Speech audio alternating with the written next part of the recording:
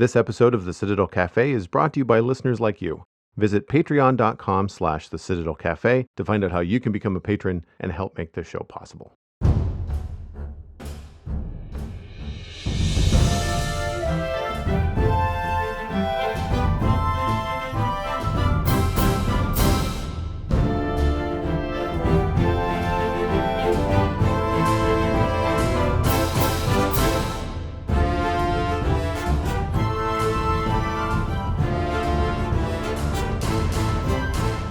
This is the Citadel Cafe, episode number 451 for Wednesday, September 14th, 2022.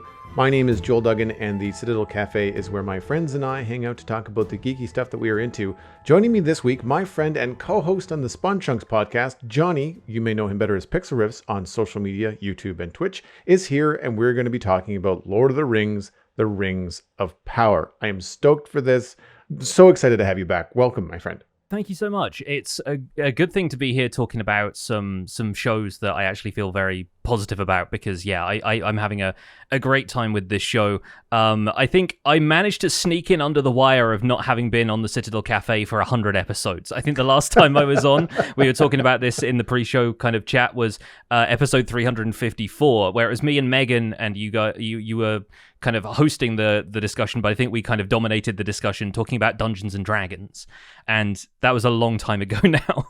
It really does feel like a long time ago. I mean, I remember the conversation, but yeah, it does feel like a long time ago. And 100 episodes on the podcast, especially like the Citadel Cafe, that's roughly 2 years because I don't get all 52 weeks in the course of a year with TCC. Like I take Christmas off and I miss some episodes over the summer, usually because it's harder to schedule guests when a lot of the guests now have families and, you know, vacation and summer camp and all that kind of stuff going on. Yeah. But I remember that talk, and I remember.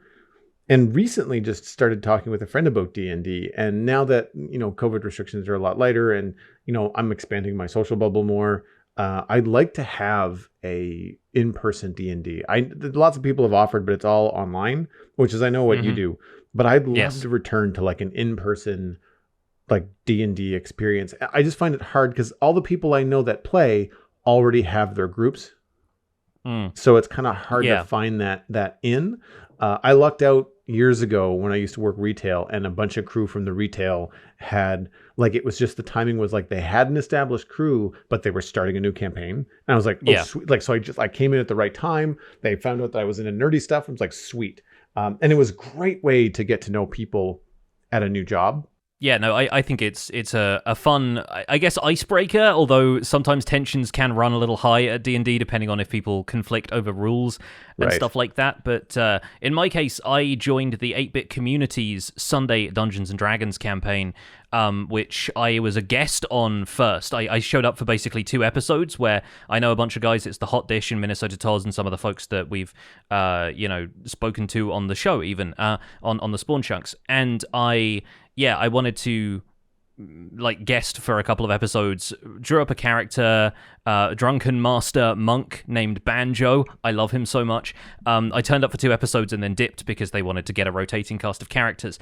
And since then, they had one of their players drop out and they added 2 more, and they asked me if I wanted to be involved, and I said yes because I really enjoyed my time there. And so I haven't been able to play my home game of D&D much because, again, like, the in-person nature of it was never going to happen for us, given that one of our players is in California and another one has recently moved away from where he used to live near us in Brighton. So I've only done D&D digitally, but the dream is to have an in-person D&D session with our group at some point. For 8-Bit D&D though, if anybody wants to tune in, if anyone feels like watching me make a fool of myself as a drunken monk, that's at twitch.tv/8bit_community. That's the number 8bit_community. And it's Sundays at noon Eastern time. And we're having a blast over there. We're playing a campaign called Princes of the Apocalypse, which is a pre-written thing, and our DM is masterfully guiding us through that and trying to keep us alive most of the time. So with the drunken monk thing, like, are you RP decision making, or are you like role playing, like speaking and being a little bit tipsy when you're delivering any kind of like conversation in the 8-Bit community show? The thing about Drunken Master is it's all about deception to begin with. Is he drunk? Is he not drunk? Is he just like reacting that way? Thinking kind of Jackie Chan style combat, really. So you kind of put the enemy off balance, but you don't have to be drunk 100% of the time. I'd say Banjo is about 50-50 on that score. Every so often I have him swigging from like a bottle of wine or a wine skin or something that he's got on him. But for the most part, yeah, I like to throw in a bit of flavor here and there, but for the most part, he's got a level head on his shoulders, and sometimes has to do the talking because everybody in the 8-bit crew is very funny, and a lot of the time we tend towards comedy before we go towards action. And I feel like our DM sometimes wants stuff to move along a little bit instead of us just throwing a joke around the table. So I try and put my foot down occasionally. I like the Jackie Chan reference because I can imagine your monk taking a swig from like a leather flask of wine, but then also hitting an opponent with it. If you've ever seen, there's a brilliant movie. I mean, it's okay as far as like the concept of the movie, but there's a kind of white guy gets transported into the past of ancient China movie, but starring Jet Li and Jackie Chan. And Jackie Chan's character is this drunken master whose name I forget. But yeah, he's this sort of ancient mythological figure, and it has to do with the Chinese legends of, the journey to the West and the Monkey King and all that kind of stuff. And so there's a lot of really interesting mythology worked into it, but some incredible fight scenes, because obviously at the time Jackie Chan was getting up there in years but still very capable, and Jet Li was kind of at the top of his game. So there's some really good fights in there, and Jackie Chan's character is basically what I'm modeling Banjo after, give or take the appearance. Banjo looks a little different, but I love the completely kind of unpredictable flailing style of combat, and yeah, Jackie Chan in that movie, top notch. I don't know if you have any access to explosives in the storyline, but it would be a missed opportunity if you could not use some sort of, or ignite some sort of explosive with your drunken monk and then exclaim Banjo Kablooey. We've definitely had a few jokes like that. Yes, it's almost unavoidable. Yeah. So I have been down a nerdy train in between podcasts as well, and the JWST has shared another image. This isn't on the official JWST site. I've picked this up from sciencealert.com as well as news.westernu.ca. It is a deep field, or not deep field, but it's a high-res image of the Orion Nebula, which is going to look like a lot of gas and clouds and dust and stars for the average person, but what's interesting about this is that there's the prominent feature of the Orion bar, which is a dense gas and dust, structure that travels across the image from top left to bottom right. And the data from the image will help scientists better understand how massive stars transform the gas and dust cloud in which they were born. And through some of these articles that we'll have linked in the show notes, you can see the comparison between the Hubble image of the Orion Nebula and the now JWST color image, and the detail and information is staggering. And what you don't get in a lot of these images is like the light wavelengths and all the different things that they can retrieve data from that the scientists will find useful. This was a joint effort across, I think, 100 different countries, 100 different scientists in 18 different countries. One of which was Western University in Canada, which is how this came across my desk. Anyway, just continuously seeing cool stuff coming out of the JWST, and always great that you have, I would say usually there's an article that would explain it for the masses, so here's a cool image, but it's not just cool, like here's why it's important, here's what the scientists are going to do with this information. I'll point people back to someone that I talked about a couple of weeks ago, Dr. Becky on YouTube does an excellent job of speaking with people involved in the sciences, astrophysics, and the JWST. She recently interviewed someone that was actually controlling the JWST, getting images from the telescope, and just really, really cool stuff, but always explained with enthusiasm, but also like real world terms, like what is, this thing that we're looking at and why is it important? And I'm just geeking out about all this stuff. And I'm still pinching myself. Like, it's not sci-fi. Like, this is real. Yeah. No, like this absolutely. It's funny that for a while, when Skyrim came out, everybody would compare pictures of real-world mountains to looking like something out of Skyrim. This, to me, it looks like something out of Guardians of the Galaxy, or it looks like something out of No Man's Sky or something like that, because I almost can't comprehend that this is something we're able to capture from our own universe now. It looks incredible, and it also looks a lot like an eyebrow. And so the red point with the bright star underneath it, or maybe even, I don't know, galaxy. I'm not sure what we're looking at precisely here. I need to spend some time actually reading this article. But like, wow, it looks like this gleaming eye staring at you, which is kind of terrifying. So one thing I did learn about the JWST images is that anytime you see a very bright star with that hexagonal pattern, like that, those points of light shooting off of it in 6 or 8 different directions, that's an artifact of the way that the JWST captures images. And those particular bodies are way closer to the telescope, and they're kind of like in the way, kind of like someone putting your thumb in a photo kind of deal. So they're not actually part of the nebula. The nebula is all the stuff that's like the little points of light and all the things that look like they're part of that cloud. That's the nebula. Whereas other things is like, well, this is like several hundred or thousand light years closer to the telescope, and it's just kind of like, well, it's in the way right now. Happen to line up. Yeah, exactly. So I thought that was interesting, because I thought like, wow, like that's either really huge or really bright, and it's like, well, it's big, but it's big because it's closer, not because it's more massive. And I have a hard time computing the massiveness of all of this. Really puts real life and our life on this planet in perspective whenever you look at any of this stuff. 100%. Speaking of massive undertakings, the Lord of the Rings, Rings of Power has had 3 episodes out now. Jonny and I have been looking forward to talking about this for quite some time. We touched on it a little bit last week, myself and Steven, giving like first impressions, no spoilers. In order to talk about this stuff, we're going to have to get into spoiler territory. So just FYI, if you have not watched the first 3 episodes, you might want to turn back now and come back later. But we'll have links to, of course, the website for Prime Video to watch it. We'll have links to IMDb and Wikipedia, and a couple of other recommendations as well that we'll get into as we talk. But I think, and I'm going to take a page from Decoding TV, which is a podcast you and I have listened to, that approaching spoilers, we'll try our best to keep it as firm from the point of view of someone that has watched The Lord of the Rings and the Hobbit trilogies by Peter Jackson, and probably read the Lord of the Rings books, but like not necessarily all the appendices and all that kind of stuff. No, I have been really into a podcast by a guy called Corey Olsen, who is the self-styled Tolkien professor, and he's been deconstructing Lord of the Rings almost like sentence by sentence, line by line, over the last like 5 years or so, and he's just started an analysis show for Rings of Power called Rings and Realms on YouTube, and that's the stuff that I'm getting into, where it's going a lot more heavily into the influences of the books and discussing events that happen in the books that may be spoilers for the future of this show.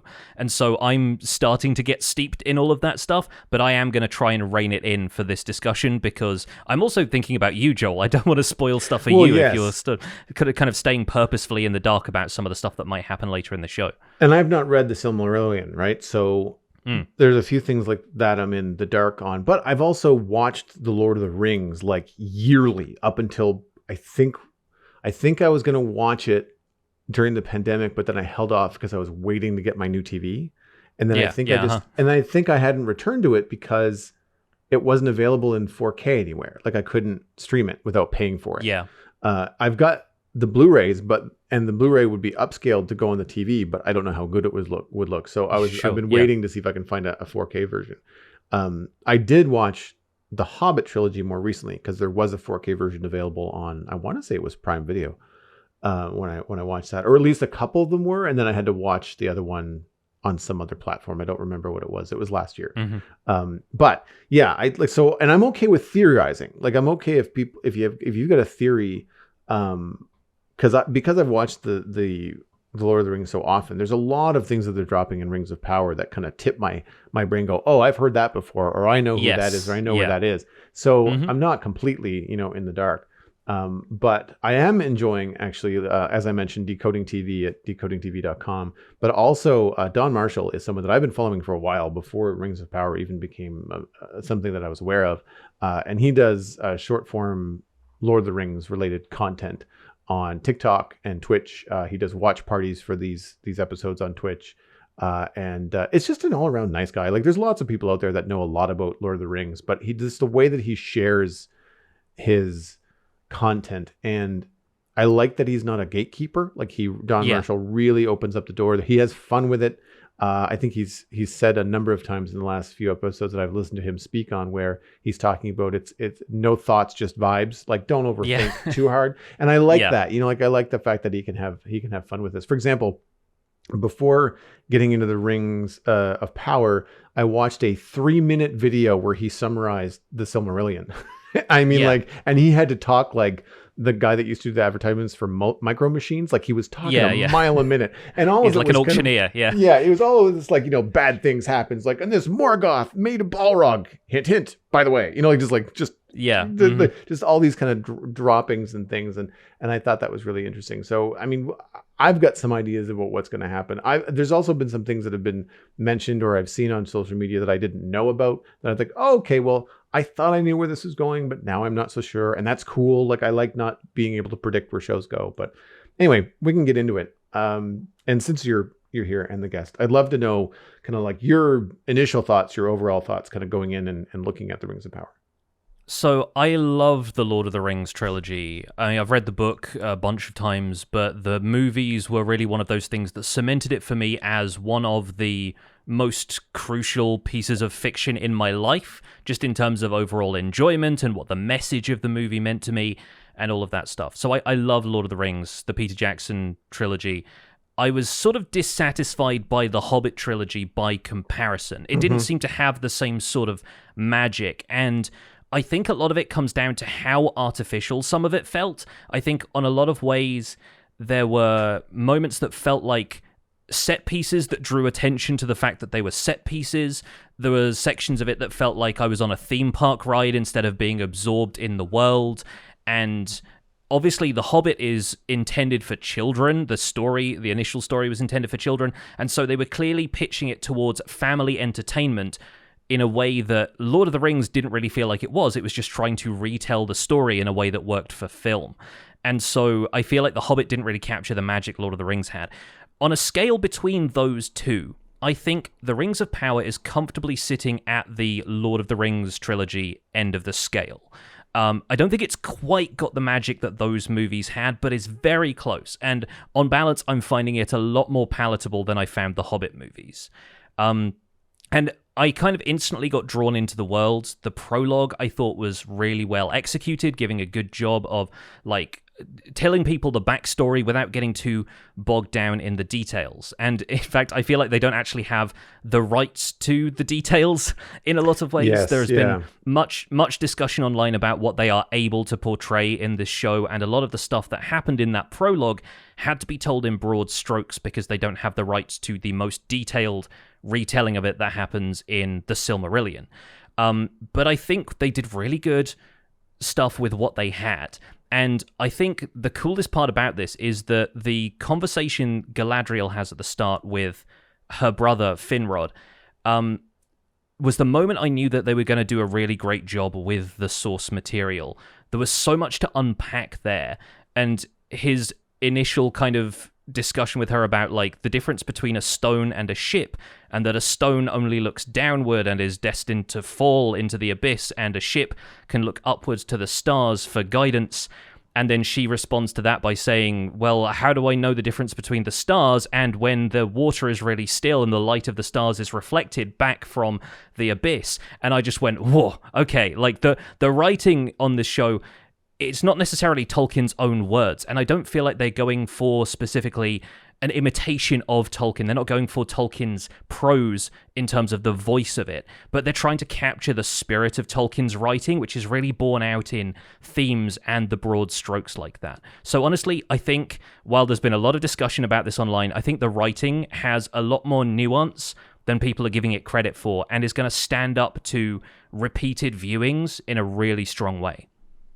And I think sometimes the lack of dialogue is key to that. There's a lot of sweeping vistas and establishing shots and moments where if there is dialogue happening, one character is talking, but the other character is very poignant and just kind of listening for long periods of time.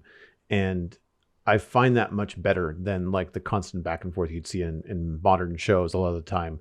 And it's not as quippy as like your average Marvel movie, which I think people were concerned about. People were worried that they were going to modernize it too much, and I think they've found a happy medium. I mean, talking about like wordless exchanges and moments where people don't speak, you have this stranger character as well who doesn't speak for basically the first 3 episodes. He's uttered his first English words in episode 3 right at the end, basically. And so there is definitely a lot to be said for both the moments that they let breathe and the value of silence in a show that they could pack so much information into, and so many references and lore drops from the book, and they're choosing to take their time with it and pace themselves a little.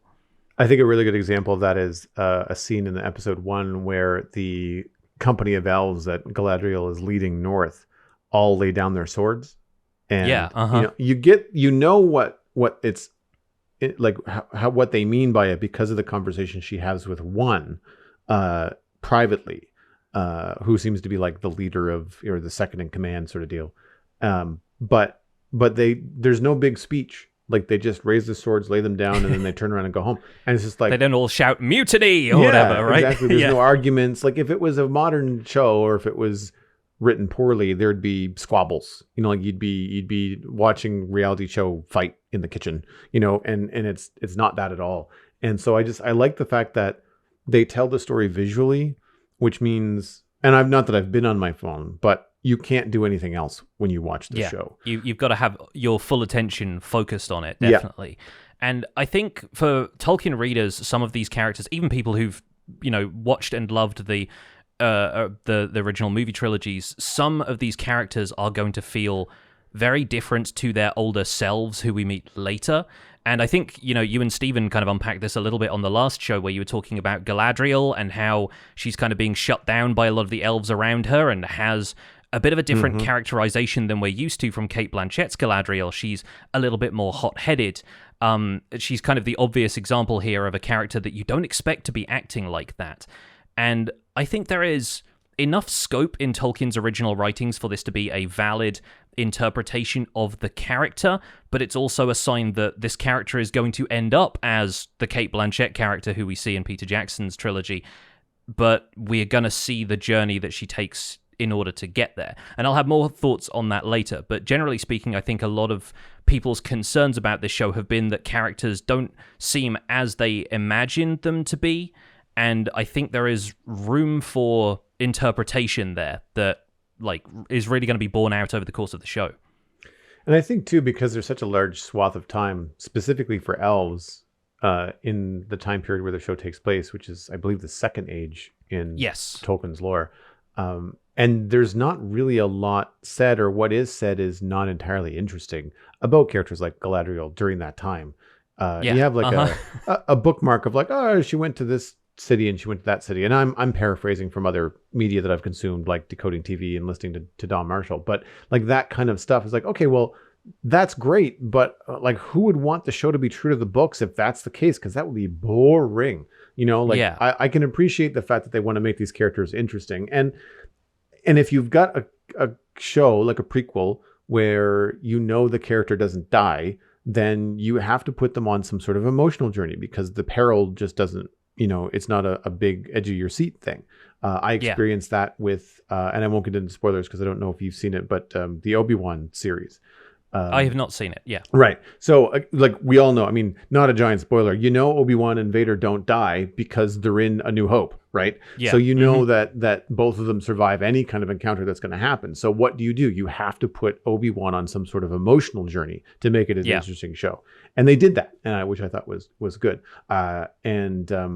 With Rings of Power, I feel like it's the same sort of idea. We're getting these life lessons or emotional lessons or observations of the world around them. And I think it's going to be really interesting to watch the elf characters in particular because of how long they live and the perspective that they get when things around them change. To them, it feels like, fleeting, but then to the rest of Middle Earth, it feels like there's lifetimes, generations go by. as the earth changes. I really appreciated the monologue and the prologue to let us know like what had gone on and kind of give you an idea. I did feel like it was a little bit vague in some places. Like they mentioned Morgoth, they sort of show a shadowy figure in the clouds, but like I'd still, as much as I know it probably won't happen, I kind of want some sort of, not personification, but I would have liked to have seen like what he looked like, or some sort of manifestation of like something that they were up against. Yeah. In the same way that the prologue in the Lord of the Rings trilogy, even though Sauron in the Lord of the Rings is a faceless, eye wreathed in flame somewhere in Mordor, he's a voice. Whereas in the prologue in Lord of the Rings, they give you a big black armored scary dude. Yeah. They meet him on the battlefield at that point. It gives you the threat, like it gives you like he hasn't reached physical form yet, and it's like, okay, well, I remember what the physical form was. We don't want that, bad. So it gives you kind of like the motivation for the characters in the trilogy. And with Rings of Power, I could have used a little bit more of that, but I also have to confess that it was a very hot day when I was watching the first episode, and I had my AC on. And so I really need to go back and watch the first couple of episodes again, but like loud and without a fan going, like, because I feel like sure. In a good way, the show doesn't beat you to death with information. They say it once and you better be paying attention. And that includes the visuals. Like that includes, the tree that dies and where the elves are in relation to Middle Earth. And I mean, me having dinner with my dad, explaining to him that, the Westlands, I can't remember the name of them right now. Lothlorien? No, that's the Elven. Valinor. Valinor. Is that what you're talking about? Yeah, Valinor. So talking about Valinor, my dad thinks Valinor is heaven. It's like, well, sort of. It's an allegory for heaven, but it's not heaven because it's still a physical place. Like, and all this kind of stuff. And I feel like some of that, if you're not steeped in the Tolkien verse, then that's going to go over your head. And I think that there would a little bit more, like, I don't necessarily want like a Indiana Jones, map with a red line, going across the world, but I think a little bit more visual clarity could have been good. But other than that, it was good. Fun story about that, because honestly, I was quite surprised by what we actually got to see of the First Age, considering they don't have the rights to the Silmarillion, which is probably why you didn't see anything more visually concrete, because that was the stuff that they weren't really allowed to say. I'm quite surprised that we got to see the two trees of Valinor, which are basically what provides light to the world before the sun and moon are created. So there's basically this eternal light in Valinor, and then the trees are darkened by Morgoth. They are very vague about how that happens in the show. In the books, and I'll tell you this because it's not a spoiler for the show because they're clearly not going to show it, Morgoth, the great enemy, one of the kind of lesser rung of gods, the angels more or less, who is basically the rebel. He's the Satan figure of the entirety of Middle-earth. He shows up with a spider, and this spider is called Ungoliant. She is the mother of all like spiders. She's basically Shelob's mother or grandmother or something like that, right? So if you know Shelob from the I guess the end of Two Towers, maybe beginning of Return of the King, I forget where they inserted that in the movies, but so imagine a spider like that, but larger and weaving webs made of darkness. And this spider, because she lives in darkness, basically eats light. She consumes light. And Morgoth tempts her to come over to Valinor in order to help him drain the light out of the trees. And basically, if we saw a more realistic depiction of how that happened, you would basically have seen a giant spider eating the trees at the base of the trunk and then all the light draining out of them. So exactly how credible that seems on screen is kind of open to interpretation, but it requires, I guess, an additional investment of their special effects budget and additional rights negotiations, which would probably cost them a lot more if they were even able to do them at all. And a lot of people are going to be like, really? That's how the trees get darkened? I think it's nice that we see them in the prologue in a more mythic sense, and we're told that whole thing as though somebody is retelling it through history and just leaving out some of the key details. Yeah, you kind of got the image of, I guess, a Morgoth-like figure in the clouds, kind of like outstretched hand, and then the tree kind of goes dark as if he's just like turned off the light switch sort of deal. Yeah. Yeah. But I think that some of this stuff, which I think is inaccessible to people that are not as steeped in fantasy or not as steeped in the Tolkien universe, is similar to when you get into things like Dormammu in Doctor Strange. Like, Yeah. you can see like Thanos, bad guy, head to toe, giant purple weird alien, but still physical thing in front of you that you have to deal with. And it's a lot easier to kind of compute that as people, like as humans, than it is to like a giant floating head, of a space god that's made up of pure energy or pure emotion, or like what it gets really esoteric. And I think that when you get into gods and goddesses and half gods and demigods and all that kind of stuff in Tolkien, which you don't really get a lot of in the movies, like in Lord of the Rings, if you're coming at it from just watching the films, it's all very physical with the exception of Sauron. Everything is very, very physical. Orcs, physical threat. Even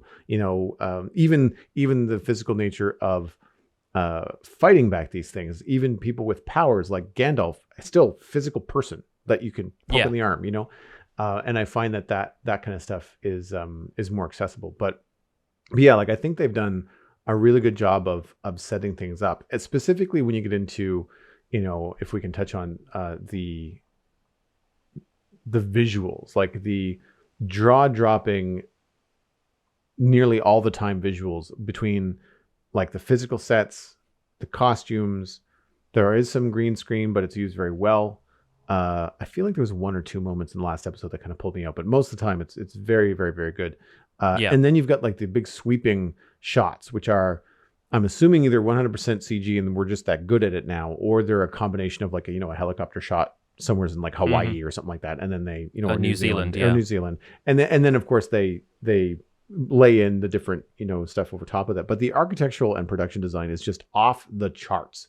It's stunning. Yeah, many times I've just been like, holy crap, out loud here alone in my apartment, like Numenor. like and then I can't remember the name of the elf capital in Middle Earth. We see Tyrion, we see Eregion, and then we see Lindon. Lindon is where Gil-galad is, who's like the High King of the elves. Right. And then Eregion is where Celebrimbor is, that Elrond is invited to go and work with. Yeah, I think Lindon is the one that I remember because that was in either episode 1 or 2. I think it was in episode 1. Yeah. But yeah, like that stuff really helps. Like it helps kind of transport you to Middle Earth. It's much better than going from inside set to inside set. And I think that's one of the strengths of having, a big budget like Amazon does for this kind of show.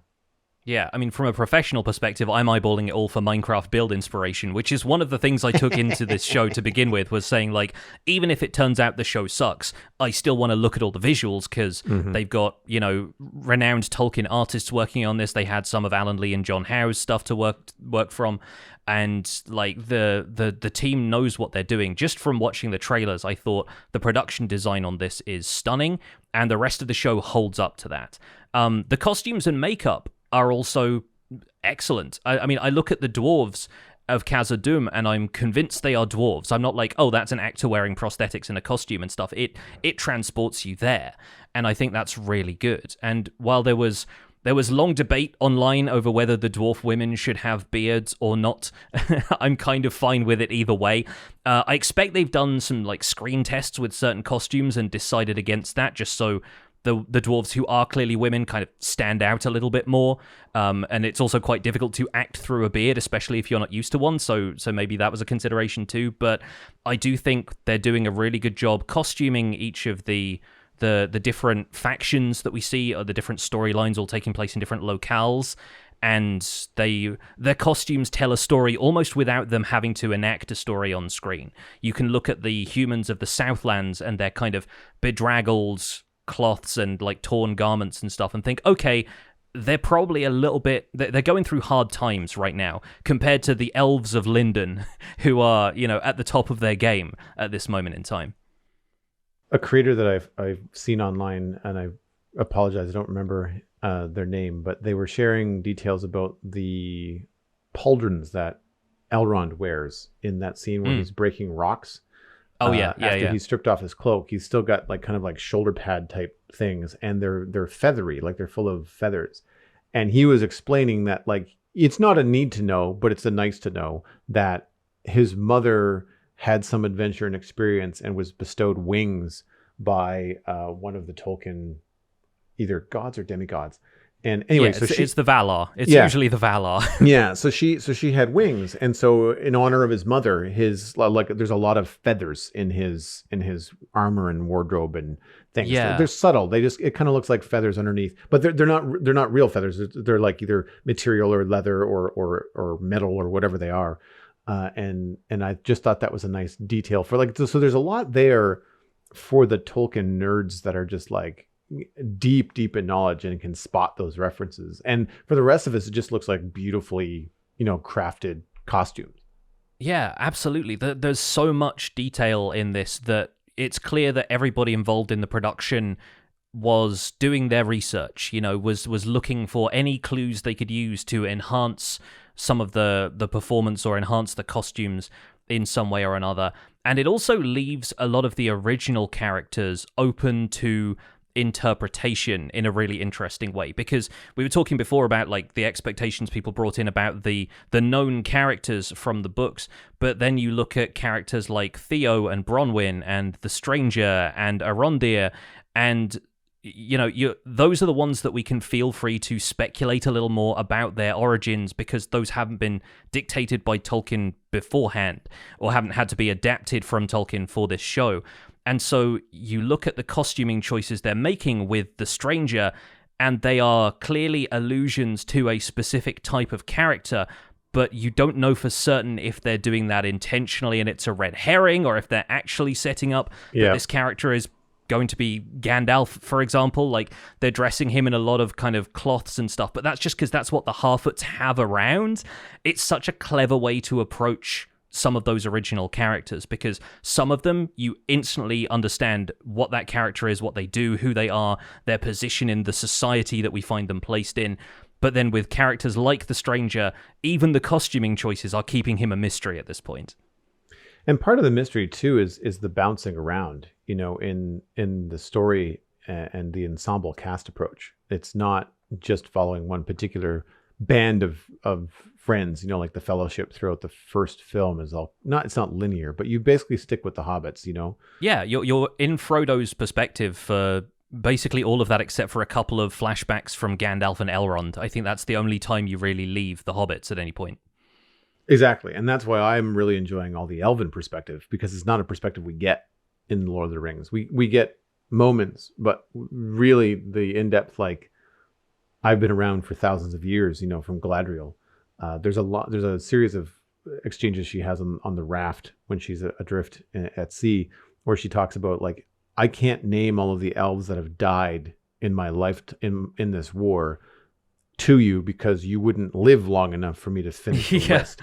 Like, it just it's a real slight into, like, look, you've been here for a hot minute, please don't give me your BS, right? Like, it's just it's, as I do find sometimes elves in Lord of the Rings to be condescending, not always, but I do find there's a lot of condescension, and it does rub me the wrong way sometimes, because you think like elves are supposed to be these nice, graceful, worldly and educated and all this kind of stuff, and a lot of times they just don't seem to have time for men, or mankind, It depends where you're getting that impression of elves from, because the elves in Peter Jackson's Lord of the Rings are a lot more serene feeling, but we're also meeting the elves there at the end of the Third Age, when they are basically done with Middle-earth and about to leave. So a lot of them are just, we're not taking any kind of, influence in events anymore. We're not stepping in to intercede. We are leaving Middle-earth, and that's why they all sound kind of more calm. Their influence over Middle-earth has dimmed. Their life force has dimmed. And this all goes back to Tolkien's idea that over time, the great civilizations are just constantly in decline. You kind of see the same thing with Numenor in this show, and you're meeting Numenor at the end of their reign, more or less. But with the elves in the First and Second Age are a lot more active, a lot more hot-headed. They go to war with each other, with the forces of evil, with dwarves. Like, there's constantly, basically the entirety of the Silmarillion is the story of the First Age, and it's just elves fighting stuff and dying all the time. And so when people come to this series and they think, wow, Galadriel seems like she's got a bit of a chip on her shoulder. Yeah, it turns out that's because she's lived for a couple of thousand years at this point, and she's seen most of the people she knows die when elves are supposed to be immortal. And like, there's a whole thing about whether or not elves truly ever die. Their souls are supposed to basically go back to Valinor, and they lie in state in effectively like purgatory for a while, and then they are released into the Undying Lands, and so they'll see each other again, but then they have the decision to whether or not they go back to Valinor at all. Kind of gets brought into question. So there's a lot going on with elves that people don't necessarily think about when they've just been watching Peter Jackson's trilogy or reading Lord of the Rings. And the Silmarillion paints a very different picture of elves that I think gets glossed over by a lot of people who are just still expecting elves to be these otherworldly kind of characters. And they can express some of that stuff with a bit more of a calm exterior, but you've always got to wonder what's going on underneath. They're very enigmatic entities overall, and so this can just feel like one interpretation of that. And I like seeing the emotion in them. Like, I like seeing either I don't want to say sorrow, but like, anger with Galadriel, or pain, or then with Elrond you've got regret. Yes, absolutely. Which is not something, again, you associate with elves, but I like the way that they're painting it, and to not like focus too much on elves, like the ensemble story, like the different casts you're following, like the Harfoots, which are they remind us all about hobbits. And then you've got, elves and whatever the stranger is. There's now orcs and men, and then there's two different camps of men. Like there's like the Southlands, but then there's also Numenor. And I like that we're jumping around, because where there isn't a lot of material on some of these characters, either that Amazon has the rights to, or just isn't, doesn't exist in the Tolkien, writings, then if they tried to make the entire show about like, Elrond and Galadriel, like just the two of them all the time, I think that they'd start having to like make a lot of stuff up, and it would start to deviate to the point where people would get unsatisfied, or like there's only so many stories you can tell, something that Brockett says all the time on the show. And it's just like, you don't want to have the Galadriel Elrond show start to feel like a buddy cop or anything else that has been done in media before, right? Because you'd spot it immediately. And I think bouncing around is one of the strengths of the show, and keeps me interested for sure. Speaking of stories, like one of the things that I like about Middle Earth in particular in this show, which I don't know if I really got from the Lord of the Rings trilogy, is that I feel like Middle Earth is one of the characters, because it's so far in the past. Like talking about peril not being a real thing for, say, Galadriel. She doesn't die, so the ice troll in episode 1, it's not going to kill her. It's fine. Yeah. I mean, gives her an opportunity to do a cool sword jump. Like, hey, I'm all for that kind of stuff. The sword jump, though, it was so funny, but that was the first moment that was like, all right, that was a little bit goofy. It was her running up a sword and leaping at this thing. I was like, could she have just like found a nearby rock? I don't know. The running up the sword just seemed hilarious to me, but not in a way that was like, oh, this is ridiculous, I don't want to watch this show. No, I think the only thing that for me was like, I saw that, it's like, well, that was a little bit deliberate, but then I was like, well, I mean, I watched Gimli and wasn't Legolas. I'll watch Legolas like shield surf down a set of stairs and kill orcs, counting them as he went. So like, there's a little bit of tongue in cheek, I think, in some of this, and I think it established her as just like a badass.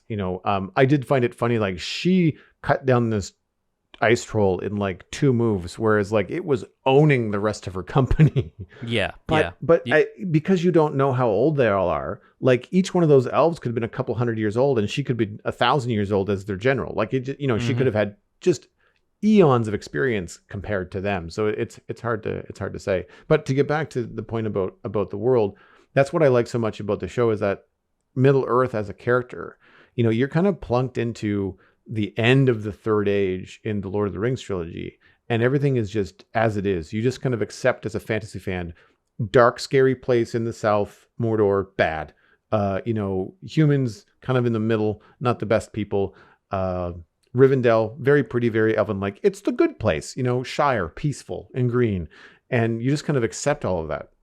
But in this show, you're like, oh, wait a minute. Like the Southlands on that map is kind of where I remember Mordor being. So I get to find out how Mordor is built and becomes Mm-hmm. Mordor. Like I am on board for that. Oh yes. I'm interested to see these human kingdoms before they're destroyed, seeing Khazad-dûm before it is a giant tomb, and seeing it alive and green was really, really cool. And there's as much character development in Middle Earth as there is some of the characters that we're following in the story. Yeah, there absolutely is. And Tolkien even characterizes some of the land of Middle Earth almost as though it has a consciousness, that it has character. Like in the original Lord of the Rings trilogy, when the team is making their way over the mountain range and the snow kind of falls and they have to turn back, and that's when they go through Moria. In the movies, it's because Saruman is causing avalanches or something like that. But, the whole there's a fell voice on the air kind of thing.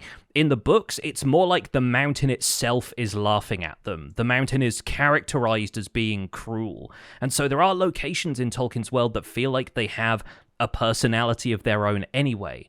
But even then, yeah, the influence that the characters within this show are going to have on the world can be brought to bear in the fact that we know what the world is going to look like by the time the Third Age rolls around. Yes, Moria is going to be the new name for Khazad-dûm, the Black Pit. It becomes a tomb for dwarven kind sometime in the Third Age. Although we have seen a Balrog already in the trailers for this show, so it's kind of unclear if they're going to cover the events that lead to the doom of the dwarves there a little bit earlier than intended. But still, like there's a couple of details like that are yet to be shown in the show.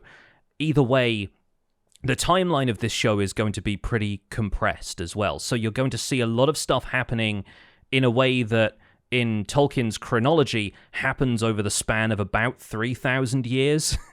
Yep. It's not going to happen that way in this show because, of course, you have if you want to take that and stretch that over the course of the 50 hours, I think they say they have planned for 5 seasons of this show, the human characters are going to be dying every 2 or 3 episodes. Yeah. if you're taking the normal human lifespan, the Númenóreans live a little bit longer, but if you go back to the Appendix B in Lord of the Rings that has the kind of chronology of all of the stuff that happens in the Second Age, Sauron establishes Mordor in basically year 1000 of the Second Age. He forges the One Ring in 1600. So there are 600 years just in those 2 spans, right? Which I think makes sense if you're imagining him basically building a nation. But as far as the show is concerned, they can't take that long to do anything if they want to keep some of these characters relevant and in the viewer's eye, because you're going to have to remember somebody's name for a couple of episodes and then they're going to go away for good. And you can do that stuff if you're playing around with the fiction of things and elves having virtually infinite lifespans and the men of Númenor living for 300 or 400 years. But you can't do that from a television perspective. It's just not going to work that way. So it's impossible for the show to take place over the same timeline. The Harfoots wouldn't last particularly long either, and there could be significant time jumps between each season, but it seems unlikely the show is going to span any longer than 50 to 100 years at the outside, I think. And I think another way to look at it, which is yet to be revealed, is kind of like an interesting theory, again, from Don Marshall. Very fun to watch. I encourage people to go follow Don. Was saying, like, do we think all of these different storylines that we're following in Rings of Power are happening at the same time? Ooh. There are some that are, because you're seeing Elrond and Durin interact with one another, right? So that experience is happening for both of them at the same time. And then, you've got the elven stuff, but then you've got the different stuff with men and the Harfoots. And the Harfoots and the Stranger, they haven't interacted with anybody. We saw humans walk by them, but that's it. And so I thought, I don't know. I don't think that's the case, but it's an interesting way to kind of keep you guessing. It's a fun theory. I think there are a few connecting events like the meteor falling and, when we see the elves in the Southlands who are watching over the humans who are previously in, many generations previous followers of Morgoth, they are told that the High King has declared that the war is over, which is something that happens in basically the previous scene. Yeah. So I can see the attraction of an idea where, yes, Tolkien's chronology is slightly preserved by this being a Pulp Fiction kind of thing where we don't know if things are happening in this order, but something tells me it's not working out that way. And another question that was posed by Don Marshall, was it one meteor? There was 5 different shots. Is it one? Is it 5? I like the fact that those questions are out there, and there might be someone that is like Don that has a lot of information and a lot of, inside thoughts that can have a guess, but he doesn't just say flat out, I think it's this. Sometimes it's more like, here's an interesting question. It could just be one. It's very likely just one, but the little nods for like, there's 5 shots for 5 specific reasons. And like, I think that could be fun to kind of play around with, because listening to extra podcasts and things helped me because I didn't realize they squished the timeline. I didn't know that they shifted the events from the middle of the Third Age towards the end of the Second Age, and middle of the Second Age towards the end of the Second Age. And I didn't realize that they had compressed the certain things together so that you'd have Galadriel interacting with people like, or not interacting yet, but like you'd have on screen or in the same show characters like Galadriel, but then also human characters that you'd recognize like Elendil and Isildur. And you're like, I know those names. I've seen Isildur. That's the guy that cuts the ring off Sauron's hand in the prologue of the Peter Jackson trilogy. So that's where my brain, like, I'm cool with the elves, because the elves is like, well, they're immortal. It doesn't need, what happened 1,000 years ago or 2,000 years ago doesn't really matter to me in terms of the lifespan of an elf. I just know that as long as they experienced it, it just kind of, that is information that their character has to inform how they're going to go forward. But it was the name drops of human characters that I remembered. And I was like, wait a minute, I am confused now. Because in the dwarves, they kind of do Durin the Third, Durin the Fourth, the names kind of like keep on going. So I was like, well, I guess they could have done like Isildur the First through the Fifth, if this is how I'm going to believe this. But once I found out that it was compressed timeline, I thought, oh, that makes more sense. So I can still think of these ages as long lifespans of elves. But if I'm just thinking about this is happening within like 2 to 3 human generations from now to when we see, the beginning of, or the prologue at the beginning of the Lord of the Rings, I thought, okay, well, that makes more sense to me.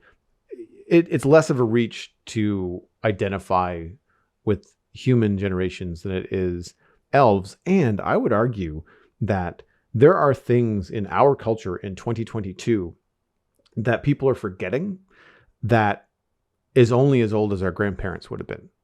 There are things that my grandfather, who passed away 20 years ago, experienced that not a lot of people these days think about. And it's a shame, because it's important. Sometimes, not to get into politics on this show, but there's a lot of stuff that's happening, and you're just kind of like, were you not paying attention, 60 years ago, because this is bad. Like, we don't want a repeat of that. And I feel like the show, having like that illustrated in the lifetime of a couple generations of humans, them forgetting just how bad Sauron was, I feel like has a little bit more of a punch to it than, humans forgetting who Sauron was over the lives of a couple of elves. Well, yeah. It's 2,000 years. So that makes more sense, right? It feels more of a natural thing to happen than a huge mistake, Yeah. We sort of see this play out in the Southlands, where there is this interesting dynamic between the elves and the men. We see a lot of elves just kind of doing elf society over in Lindon, but in the Southlands, Arondir is basically a cop. And the humans there aren't really happy that they've been watched by elves for 1,000 years because their ancestors were allied with Morgoth. But then it turns out that one of them, apparently the farmer, I guess, he gets it out of like under the floorboards in the barn. There's like this cursed sword that's there that drinks the kid's blood when he like has it in his hand. And obviously that's the area that we know is going to become Mordor. I think now it's called Tir Harad. I call it free real estate as far as Sauron is concerned. And there are orcs under the floorboards, and they're tunneling and all of that kind of stuff. So it's very dramatic over there. But that is where we get to see the dynamic of an elf lifespan and them still saying, well, you guys were with Morgoth, right? And he's like, I barely know who Morgoth is, and they're more interested in their own king returning and claiming power, which at the more or less the end of the third episode we discover is potentially Halbrand, who Galadriel is hanging out with in Númenor right now. Let's stay in the Southlands for a second, though, because what did you think of the scene where the orc comes up out of the floorboards and they have a fight in Bronwyn's cottage? So the fight itself was odd. I thought it strange that Bronwyn sort of ran, but didn't run, but then left her kid behind. Like the whole sequence went really fast. But I thought the way that the orc emerged was cool, because we had previously discovered that there were orcs tunneling underneath a neighboring town.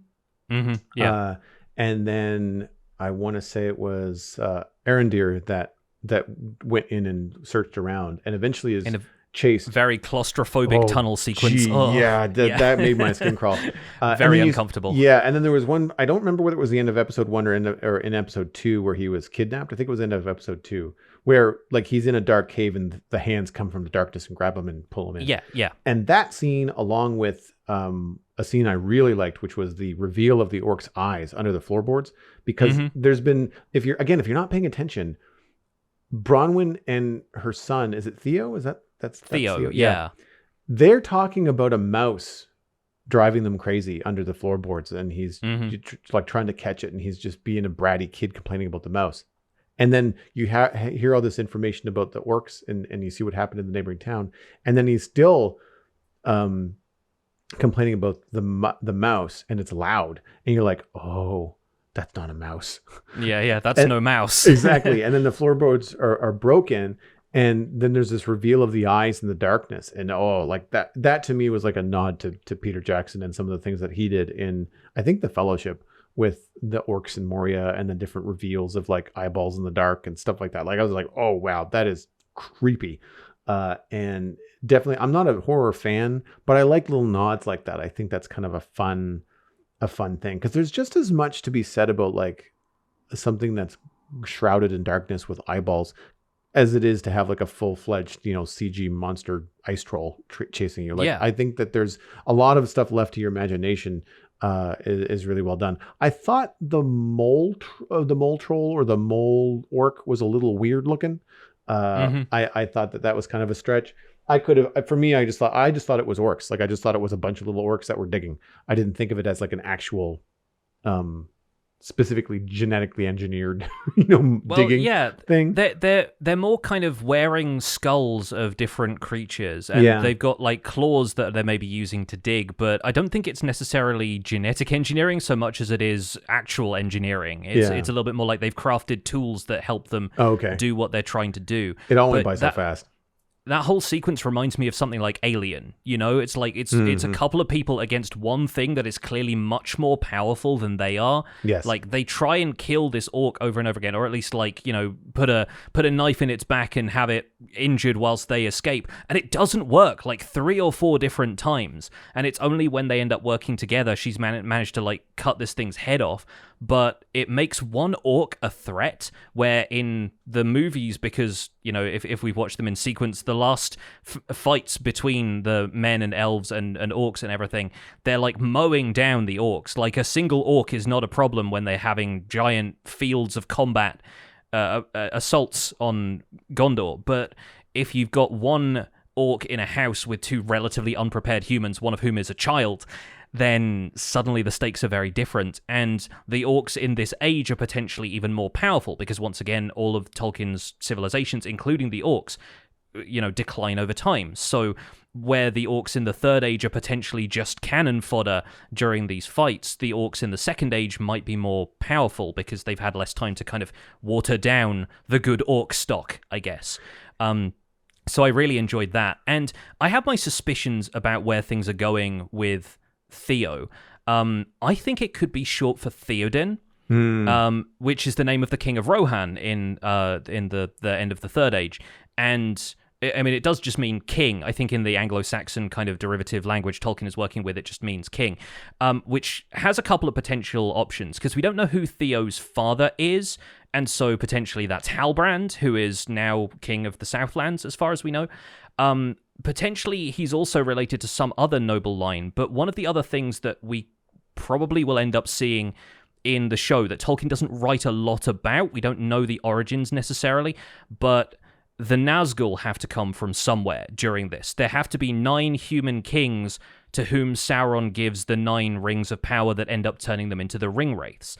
And so every noble birth human in this show has the potential to become a Nazgul at some point. And that's another prospect that people who are familiar with Tolkien's work are looking forward to in this show, because that's something Tolkien himself never really wrote extensively about, except maybe a few short vignettes of stuff related to the Witch King of Angmar. But even then, we don't know his origins necessarily. So there is the prospect of Nazgul being seeded throughout the human characters in this show, and some of that coming to bear later on. And I like that so much because of the wiggle room that they have with, the showrunners, because of to me, that sword hilt that Theo has, like it's very clearly a Morgul blade, or at least it's meant to make you think of that, because it looks the same. It has the reverse special effect when it drinks his blood and creates more of the blade. It's the reverse of what happens when Aragorn pulls the dagger out of Frodo, and it kind of disintegrates and like falls into dust on the ground. And the sword is being built in almost the same way that you feel like Mordor is being built around him. Mm-hmm. Yeah, so there's some really, really interesting stuff. And for me, the thing with all the human kings, like that's where I'm the foggiest. I don't remember all the different lines because of the different stories and stuff like that. I even have, I had to listen to external media to figure out that, Aragorn is descended from Numenor. At least I think that's what I've understood. So correct me if I'm wrong. But he's a direct descendant of Elendil and Isildur. In the books, he shouts Elendil when he goes into battle as like a war cry. So yeah, he's descended from that line very distantly, because there's another 3,000 years or so before we get Aragorn after the events of the Second Age. But still, yeah. And this is just me bringing my own stuff from the Lord of the Rings, because I never thought of Aragorn's ancestors as not from Middle Earth. I knew that they were long-lived, the Dunedain, like all that kind of stuff. But I didn't think that they were from somewhere else. I kind of thought they were just together. Like I kind of figured like, well, maybe an elf and a human get a little bit friendly, and that's why these humans are living a long time. Like that kind of stuff. So I wasn't really sure. You kind of headcanon some of this stuff to get into it. One of the things that I want to stress that I really like about the pacing of the show is that they are giving themselves enough room for character development, not only within an episode, but like over the course of the season. So you've got 8 episodes in season 1. They're 60 to 70 minutes long, as far as I can tell. Just looking ahead I try not to dig too far ahead, because I don't want to spoil anything for myself either. And that, to me, I've noticed that I've gone, man, this has gone on a long time. And I pause it and I realize, oh, sweet, there's still 30 minutes left. This is great. Yeah. And it's not 10 minutes of credits, you've got 30 minutes of like actual runtime, watching the show. And it's fabulous, because they have enough time for the story to be told. They're not trying to cram it down into a specific length, which would hurt the show so much, and just wouldn't fit the mood of Middle Earth. I feel like the Peter Jackson films had such a pace to them. And I mean, not a quick one. I mean, there's lots of scenes of just running, and just the time it takes to get across the earth when you're on foot. And I feel like that's a similar thing that they're trying to do with the show. Like the pacing is really good in that way. And when you compare that to the 11 hours of the extended version of Lord of the Rings, and you're getting between 8 and 11 hours of Rings of Power in season 1, it's awesome to have these high value, high budget shows that can do much longer storytelling than you can in a 2-hour film, or a series of 2-hour films, or even extended edition films.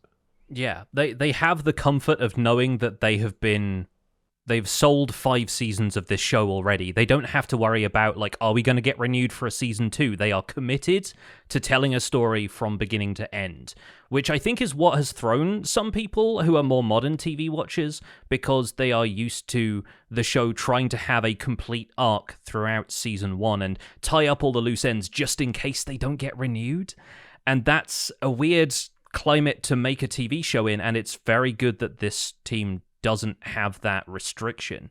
And yeah, it allows them to start a character in a place that's going to allow them to grow and change, and they will not be the same by the end of the show. I mean, we're seeing a lot of that with Galadriel first and foremost. And, you know, so case in point, remember in Fellowship of the Ring, in the movie, there's a male elf who's in Lothlorien with Galadriel, who, you know, much desires to speak with Gandalf. That's Celeborn, who is her husband. They get married sometime within the first couple of 100 years into the First Age in Tolkien's writing.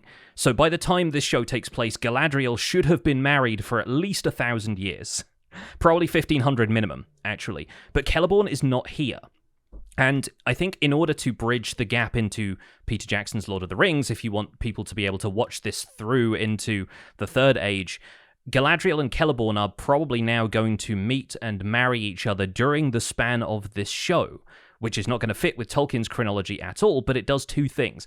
It allows Celeborn to be part of Galadriel's growth as a character, potentially like in maybe in this season, maybe in a later season, he arrives and maybe reminds her that there are things to live for other than revenge. And it also potentially gives the opportunity to sell to Tolkien fans why on earth the all-powerful Galadriel character is hanging out with this dude of all dudes. Because everyone's always thought this about Celeborn, like, what has he done? Like, he seems like a bit of a weird get for Galadriel.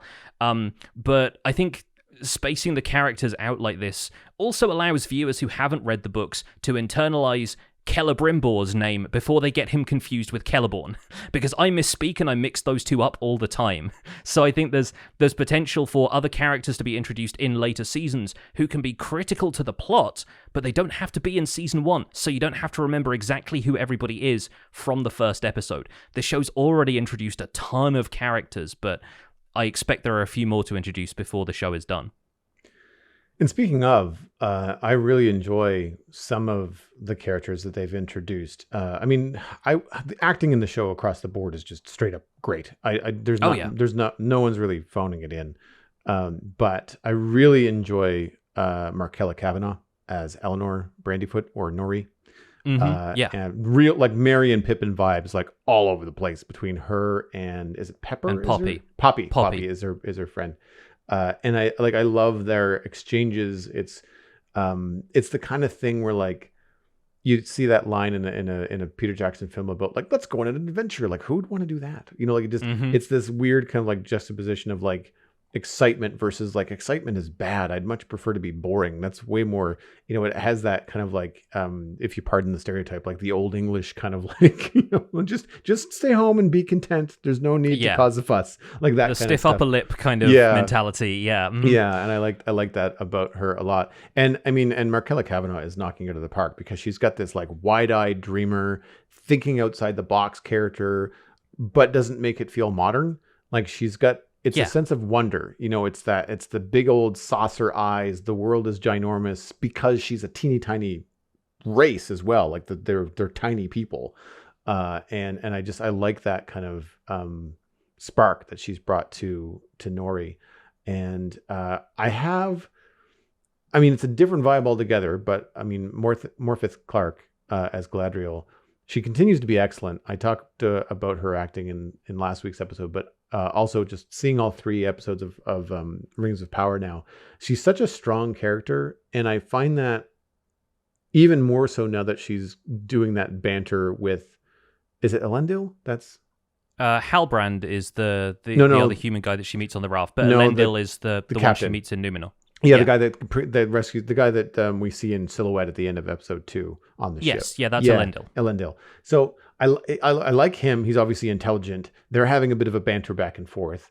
Like, she escapes immediately after she's, you know, a forced guest of Numenor.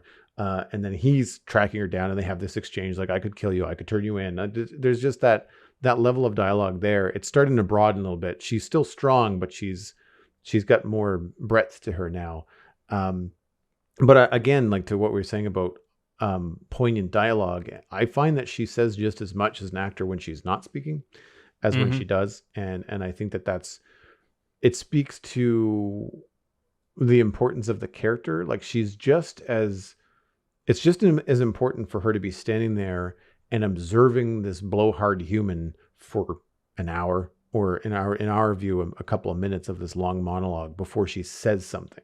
And what she says usually shuts them down completely. And I find that just like, yes, like because you're on her side, right? Like, she's definitely a point of view character. Yeah, for sure. So like, I'm really enjoying that. I have to say, like, Robert Aramayo as Elrond, acting fantastic. He's definitely capturing like the confidence, perhaps to a fault, that Elrond has and that I associate with Elrond. I do find it very strange, though, and this is a me problem, that and a nitpick, that it's hard to remember that he's Elrond, because Aramayo doesn't look a thing like Hugo Weaving. Not even close, right? And he's got short hair. And on the other hand, I can look at Clark and Blanchett and completely, connect the dots in my head. And now some of it has to do with like long blonde hair. They're both fair. They're both pretty. Like, just, I get it. Even though to look at them, like Blanchett and Clark don't look really that much alike.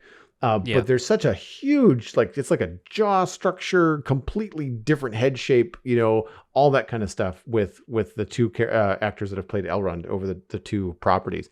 And I do find I have to remember, like, right, Elrond, right, Lord Elrond, who's not a lord yet, but like that kind of stuff I have a hard time with. Yeah, it's going to be interesting to see how his experiences change him and whether he seems more like Hugo Weaving to us by the end of this show.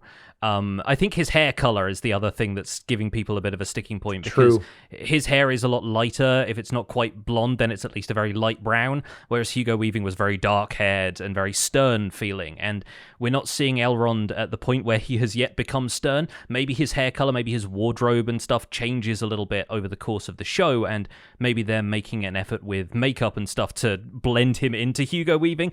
I also don't feel like the show has to do that. I think Robert Aramayo is pretty good as Elrond, and I think he's the right actor for the job, and that's really all you need to do. But I can see your point. Like, Galadriel, they wanted Galadriel to look a certain way in the movies, so they got Cate Blanchett, and this show got Morpeth Clark for the job, and they happened to be very, like, very iconically similar to Galadriel, at least in their own imaginations.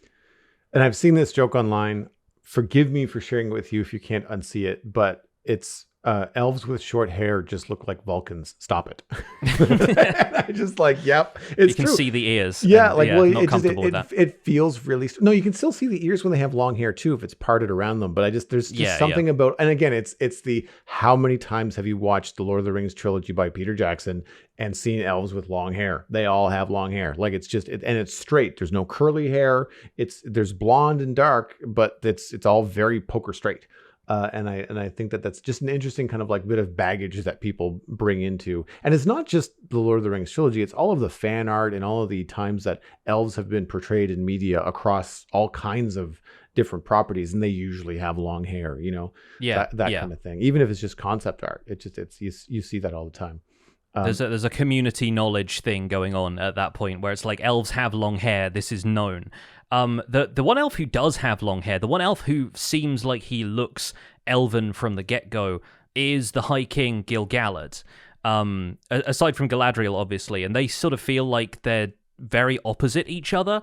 Like, Gil-galad is very much acting the king at this point, and the stuff he's doing feels weirdly political, in a sense that I think people who've come in from watching stuff like Game of Thrones and want more of the political drama side of things, you get the sense that he knows that there is this shadow rising, but he's in denial about it. He's sweeping it under the rug, or some people who are less familiar with the story might even think that he's somehow helping evil to rise again. But it feels like he's getting Galadriel out of the picture by sending her to Valinor. And there's some really weird stuff with the imagery of Valinor in the show as well, like them returning through this curtain of light without really any of the the landscape that we saw in the prologue, it sort of feels like, it's Logan's Run. They've been selected for the carousel and they're actually going to be killed or whatever. It's like, it feels like they've been sent off to an early retirement and Galadriel is not ready to retire at this point, but it's almost been forced upon her by Gil-galad. And so I think a lot of people are kind of surprised to see Gil-galad depicted that way. When we find out about him through Lord of the Rings, there are songs about him, and that's really where we first hear about him. He's like a hero of legend. So it kind of seems odd at first that he's basically in denial about Sauron's existence, but that's another thing that we're going to see that character grow and change, and maybe his hubris comes back to bite him. Kind of echoes of the Jedi Council a little bit, which might not be everyone's favorite comparison, but if this is a prequel, then they can go there, right? They can kind of show that, yes, this guy's decision-making process is not necessarily in the best interest of the future of this world. I definitely got that. Like, and I felt that it was something to try and illustrate how long the elves have been in Middle-earth, how tired they are of cleaning up the mess. And for me, it was that political division between the humans that sided with Morgoth and the humans that did not. I feel like the humans that sided with Morgoth were the more numerous of the people. And so there's this stereotype of just like, look, if this hint of Sauron that we can't prove, it's only your gut feeling, is still around, that's their problem. Like, they kind of brought it on themselves. Like, it's we've given enough elf blood for these people. We've given the humans enough. I think it's time that they earn their own sort of keep. Like, it definitely felt like, the old school dad kicking son out of the nest, to try and fend for yourself sort of deal. Yeah. But I definitely got the political angle as well. I find it difficult as well to figure out, because I've heard in different places that he's actually Galadriel's nephew, but just in the show they've casted an actor that is older than Morfydd Clark to play him, and so it's kind of hard to figure out what they're trying to, like, how they're trying to line things up. So, and I think it's Elrond who's meant to be Galadriel's nephew. I actually don't know. Oh, do I have that backwards? I could be very sure. Wrong. I have also consumed an awful lot of like secondary media outside of the show. Now that once I consumed the first 3 episodes, I thought, okay, I'm in. I know I'm watching this, and I'm okay with speculation and with people that are more knowledgeable in Tolkien's universe kind of like speaking to me about this. So one, I can maybe even enjoy it a little bit more. But because I've consumed so much of it, I'm mincing facts in my brain. Because it's all new to me in the last little while. It has made me want to read the Silmarillion though. Like, I feel like that's something that I hear people poo-poo it. Like, I hear people say, look, it's not what you think. It's more like reading an encyclopedia. However, it's like reading the Bible. It's like the Bible kind of style of delivery of like, and then thus it was that so-and-so begat this person, and then the war happened, and right. It's interesting, I'll grant you, because I have read it sort of recently, and I'm now getting onto the stuff that concerns Numenor, which I think I'm finding more interesting now that I've seen this show. So maybe with the context of this show, you might find the Silmarillion even a bit more accessible. And because I read the Chronicles of World of Warcraft, which was currently 3 books. I hope they continue, but they might not. And it did the same thing. It was like the original gods and the Celestials, and how they ended up creating these Titans, and how the Titans would fight, and how the fight between this plant Titan and this mountain Titan created this continent with this jungle on it, and like that kind of stuff. And I thought that's really cool, because as a Warcraft player, I used to run through that jungle. Like, I fought in that jungle. And so it's kind of cool to know where it all came from. And in that jungle, there's some like dark energy that's corrupting the animals, and you're trying to figure out what's going on. And it's all a giant mystery to you, the player. But when you read this chronicle, you're like, oh, that's because the jungle is built on top of this Titan that was killed. But when it died, it's like, magical essence seeped out into the world and started making like really weird plants and really weird monsters. And it's not that they just... It's a neat way that they illustrate to you that these things did not just evolve. Like, if you look at a bunch of different wolves, then you can see how that might evolve. But when you're looking at a plant that walks around and tries to kill you, you're like, where the hell did that come from? And this explains, like, oh, well, that's a magical. Like, when you mix DNA and magic, you get this stuff. And when it's just DNA, you get like, orcs and humans and dwarves and gnomes and things. But I thought it was an interesting kind of way. And that's what makes me think that reading the Silmarillion would be interesting. And again, knowing, having the context of the show, I feel like I'll probably wait until the first season is over before I get into it. Not to mention I'm also reading some other stuff right now, but yeah. Is there any actor or any character in particular that's standing out to you in the show? I really want to talk about Daniel Wayman as the Stranger, because obviously that's tied up with the whole Harfoot thing, and the Harfoots are great. I feel like we've skipped over them in this conversation so far, but they're so cool because hobbits aren't really mentioned in any of Tolkien's writing about the First and Second Age. That's largely concerned with the elves and then with the men of Númenor. But we know from the Lord of the Rings appendices and some of the concerning hobbits, I think the kind of prologue to Fellowship of the Ring says that there are these proto-ancestors of hobbits who are the Harfoots, the Fallowhides, and the Stores, and they don't settle in the Shire until around 1,000 years into the Third Age. And throughout the Lord of the Rings, we're told that hobbits they don't appear in records of an earlier age, and so a lot of people were confused that they put Hobbit-like characters into this show. But the current way of life that we see with the Harfoots kind of perfectly explains why they aren't in any of the histories, because they're nomadic, they migrate, they don't leave behind any of these sizable settlements that we know of them from the Shire, and they take great pains not to be observed. Which makes for really cute set pieces in the show where they all kind of emerge out of their camouflage bunkers and tents and stuff. And you start to see the early imagery of the Shire creeping in there. There's a large wheel leaning against a shelter that's clearly meant to emulate a hobbit hole door that you later discover are the wheels of these wagons that they use when they're moving on. And we kind of get a bit of hobbitry. We get the early kind of origins of young hobbits getting into mischief and scrumping for fruit and that kind of stuff, and then discovering wizards.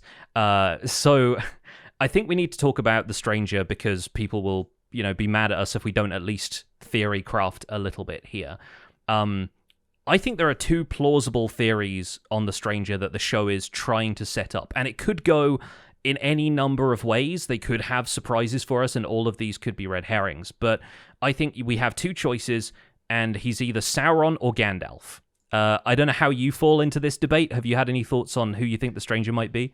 So at first, I thought it was Sauron, but then I remembered some of the depictions who I thought was supposed to be Sauron from the trailers. I was like, it's not the same actor.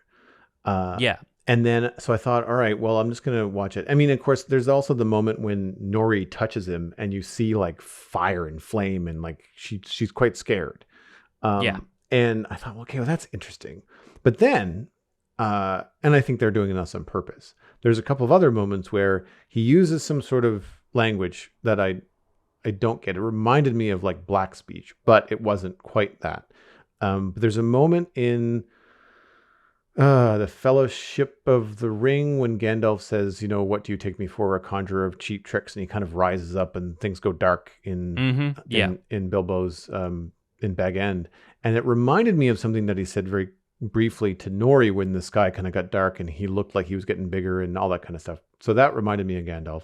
Then also whispering to the fireflies is very reminiscent of whispering to the moth on top of the Orthanc and the Two Towers. So that to me thought, okay, Gandalf. And when Gandalf comes back in the Two Towers as Gandalf the White, he has kind of a memory loss. There's sort of he kind of has this moment where he remembers who he is.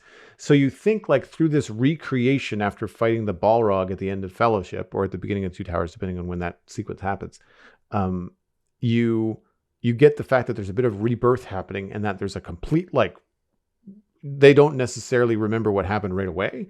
And I get that impression of coming to Earth in a meteor is something I've never seen in Lord of the Rings. That's sci-fi territory, as far as most of my film watching it was kind experience. Of the Autobots arriving at in the first Transformers movie. It's what I thought of immediately. And then I was like, nope, sorry, wrong franchise. Move on. Here's my other theory, because I think, it makes me think Gandalf, but I'm also aware, and I don't know if this is just news to me now, but I do know that there's more than one wizard. There are 5. Yeah, exactly. Right. So is it Gandalf specifically, or are we seeing just a different wizard in the realm of the Lord of the Rings and Tolkien's universe? and maybe we'll end up meeting someone that is supposed to be Gandalf later in the series. Like I don't know. The other thing that I did find out recently from a YouTube video, so like don't quote me if it's off, but Balrogs are apparently shapeshifters.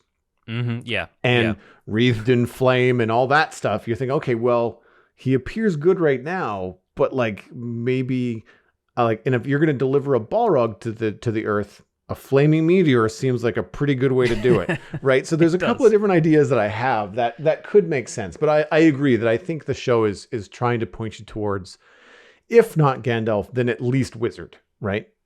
Yeah, it's interesting because, as I said, there are 5 wizards. Gandalf, Radagast, and Saruman are the ones that we'll be familiar with from the movies. Radagast appears mostly in The Hobbit, but there are 2 others whose names are Pelondo and something else, and they are the Blue Wizards.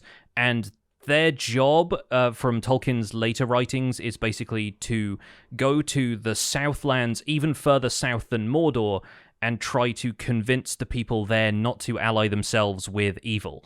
And there's, a little bit has been written about them, but not very much, which means if it is one of the Blue Wizards, then it's open season for what they do with that character, which would be cool. And considering that the character is not depicted in any other form, it's not like he's Gandalf and then he has to live up to Ian McKellen's performance from the Peter Jackson trilogies. Right. Which would be a tough nut to crack, I think, for Daniel Wayman. Yeah.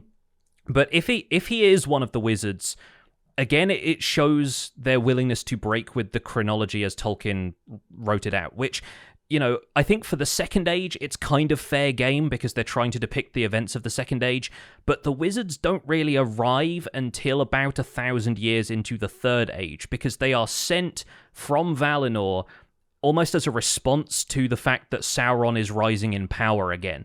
Like, Saruman, his whole deal is researching what Sauron has done with the rings and getting into, like, ring lore so he can understand how to fight Sauron. And then he gets corrupted by that and starts to think, okay, well, seems like Sauron is undefeatable. Maybe we should try and oppose him in the books, but, with his own army. And then in the movies, it's more like, well, we're doomed. Let's just join forces with evil. It'll be the right thing to do. If the stranger is Gandalf, he's arriving way earlier than we would expect. And he is depicted in the books as having arrived at the Grey Havens, implying that he came over from Valinor by boat, and then he's given one of the Elven Rings of Power right then when he arrives. So deviating from this would be a kind of a weird move from for a show that seems to have a pretty healthy respect for the source material, and we don't know if they're going to be dabbling in the events of the Third Age and kind of bringing stuff into their show to tie up some of the loose ends. But a point in favor of him being Gandalf is that he makes contact with the Harfoots first. And of course, we know Gandalf has a strong bond with and affection for hobbits, so this could be an interesting origin for that sentiment. And yes, I agree that the visual language of the scenes that he's in kind of evokes the Gandalf from Fellowship of the Ring.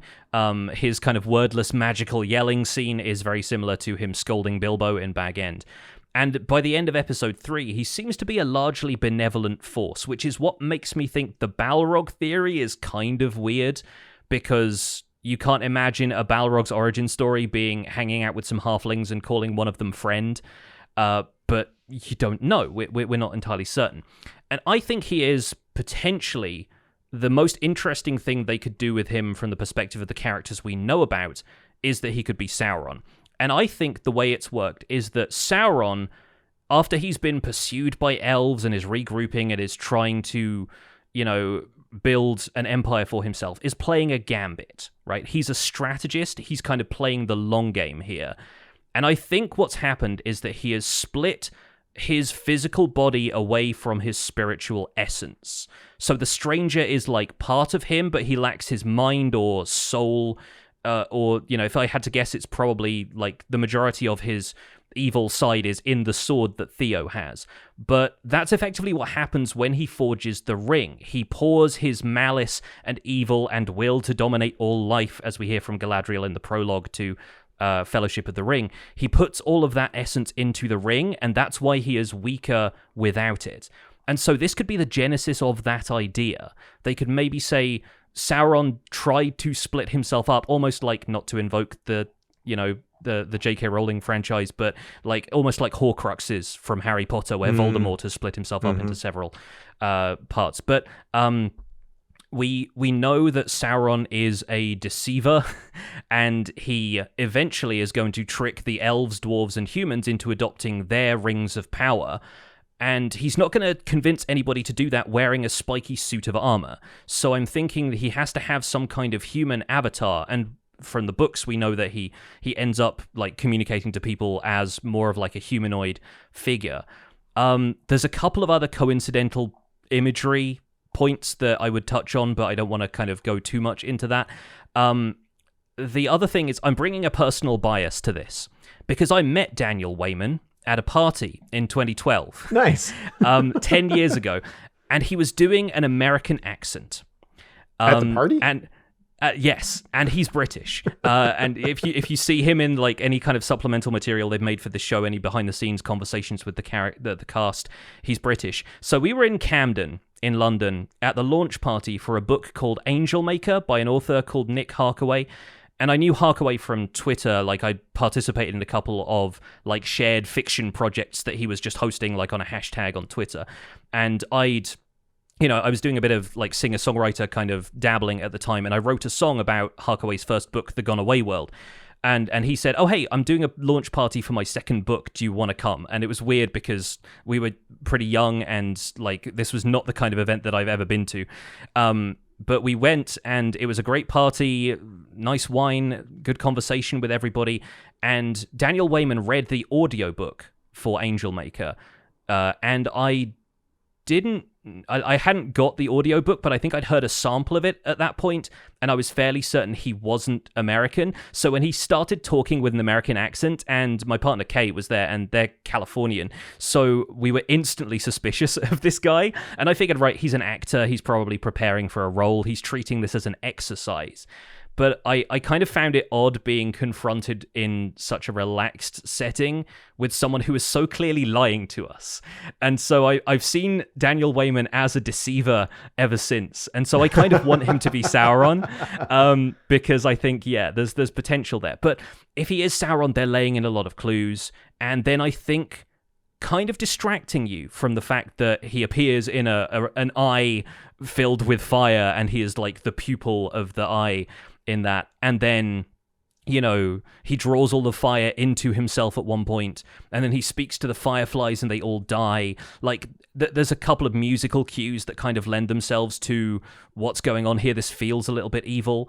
And a couple of times they are hanging out with some characters, and then you think they're cutting back to the orcs. I think this happens in episode 3, where there's like a kind of very kind of like choral sounding bit of soundtrack, and you see characters running through the woods in slow motion wearing these masks, and you think they're cutting back to the orcs, but it turns out that's the Harfoot ceremony for like them moving on and their migration is about to happen.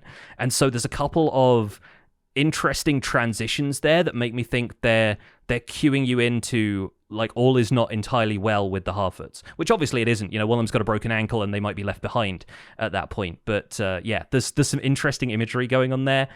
I think, if nothing else, the fact that they have suspended, they've got these plates spinning with the stranger, and there are so many theories about what the stranger's significance is, that whatever outcome we get is one that will be satisfying to somebody, which I think is a really good balancing act to follow. And it makes for good TV. You know, like having a character that's just got this like this origin story that you're not quite sure, pointing and hinting at it in different ways, overlapping characteristics of Gandalf, Balrog, Sauron, something else entirely. Yeah, yeah, absolutely. Who do you think? So, I mean, and that could mean, and there's lots of misdirections too. Who do you think the figure is that we saw at the very, very tail end of episode 3 that the orcs are almost worshipping? See, there are various corrupted characters who are in the service of Morgoth or Sauron from the early days. Mm-hmm. You hear about, like, the Mouth of Sauron, who is a character who only appears in the extended edition of the movies, but is in the books. In the books, he's described as a black Númenórean, and that's not black as in skin tone, that's black as in just, like, general spirits, like he's evil. Mm-hmm. And he is a Númenórean who was corrupted into the service of Morgoth, and it's not one of, or Sauron, rather, at this point, and it's not one of the ring wraiths as far as we know. It's a completely different person, but there are definitely people who align themselves with evil throughout the different ages. And there is some speculation that this Adar character is what he's referred to as in the show, because that's the Elvish for father, could potentially be an elf who was corrupted by Morgoth, and that's what leads to the creation of orcs. Because orcs are supposed to have been derived from elves in this kind of twisted way over centuries of Morgoth's dominion, and that's potentially an elf because the elves are immortal. He could have lasted for a very long time, and that's why the orcs kind of call him father in Elvish. That is one option for it. I don't think that's Sauron. I don't think, unless it's the Stranger, I don't think we have seen Sauron yet, and I don't think that those kind of pale-robed characters from the trailer were Sauron either. I think they are maybe cultists of either Sauron or Morgoth that have survived in that area and are responsible for the turning of that area into Mordor at some point in this series. But yeah, there's a lot of characters that you sort of you don't know about from the books if you're a book reader, and that they can still dip into here and there with very ominous kind of misdirects or some really ominous plot lines. And you brought up something that I wanted to touch on as well, and specifically ask you, because I know how musical you are. I mean, I'm really enjoying the Bear McCreary score to the whole show. Like, it's just excellent across the board. It feels very Howard Shore without borrowing any themes. So, like, how are you feeling about the music and, like, knowing that you consume this kind of stuff in terms of, like, the makings and the behind the scenes? Like, where are you with the score? Yeah, I love it. I think Bear McCreary is doing a fantastic job. I think I know him best, weirdly, from the music for the most recent God of War game, because he did the latest, the PS4 God of War game, which has a fantastic soundtrack. Like, the soundtrack makes that game in so many ways. Like, there's so many good themes there. But yeah, like, he's clearly drawing on Howard Shore's like original work, and the score for Lord of the Rings is a masterpiece. So he's got his work cut out for him, but he's living up to it. And in the interviews on Prime Video's YouTube channel, he talks about starting with Howard Shore's instrumentation and then adding to it, like adding different instruments to it to represent the different factions that we see, each different group or different story. And he says, like, the Harfoots have some West African percussion mallet instruments, and that, you know, grounds it in slightly more earthy, more natural feeling. You could sort of imagine the Harfoots having fashioned those out of the materials that are available to them. Then the Stranger has some more metallic stuff going on. There's a gamelan involved. And Numenor has Middle Eastern and Turkish instruments. And that gives an exoticism to Numenor that he says is going to be notable by its absence in the Peter Jackson trilogy. And he said he wanted people to be able to watch through into the movies, and then it's like there's this one set of instruments that you just never hear from again, and that's part of the mystery of, like, what happened to Numenor. So there's some really, like, it's clear that so much craft is being put into that stuff that I think the music of the show is in some very capable hands. And it's not got the themes that you can kind of whistle to yourself in the same way that The Shire does. Like, I can summon up any number of themes from the Lord of the Rings score, because there's just so many notable musical cues there. And a lot of Howard Shore's musical cues are based on some very simple, like, it's just dum dum da da dum, and that's like the motif that carries on through all of the good characters. But nothing like that has come up in Bear McCreary's score yet, but I think the music is just trying not to get in the way right now, and there will be a chance for it to shine later on. Music is very important to Tolkien's writing in general, and the last thing I want to bring up about this, because I know we're running pretty long here, is that the intro sequence to the show, after episode 1, which doesn't really have like a title sequence, we get a title sequence for episode 2. And at first I kind of thought, is this it? Like, it looks cool, it's okay, and there's all of these kind of grains of sand and little pebbles kind of bouncing around on a sheet and forming different shapes, and they're doing some cool stuff with that. But then it was pointed out in one of the episodes of Rings and Realms, which, again, is a show I'll recommend if you're looking to get a deeper experience out of this. So Corey Olsen explains that the title sequence in episode 2 and, you know, later on for the rest of the show has a bunch of these resonance patterns that, you know, if you play a certain kind of musical tone through a sheet, then objects on the sheet will kind of like form up into patterns. This is a science experiment that you can do at home if you'd like to. But this is kind of like, this can be a direct reference to Tolkien's creation myth, in which the music is basically there from the beginning, and creation, the world and all of the kind of stuff around it, is sung into existence by God and the Valar. And one of the Valar rebels, and that's the one who becomes Morgoth, and he tries to introduce discord into the music, and that's that serpent of darker sand snaking its way into the picture at one point, disrupting the patterns that are being made.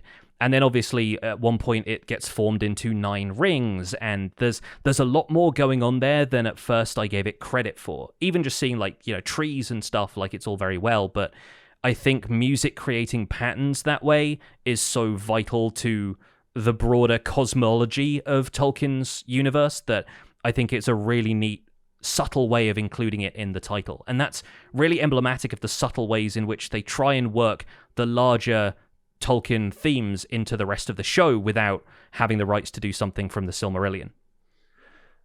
I got the sound part of it, like, because I've seen that kind of stuff before, and I think at some point I did know about the singing, you know, into existence with the Valinor, but yeah, like I certainly get more out of the intro sequence than just the visuals. Like, I feel like it's deeper, as you mentioned, and I like it so far. Like, I really appreciated the cold open too for the first episode. Like, they didn't have the intro; it was just very reminiscent of the trilogy.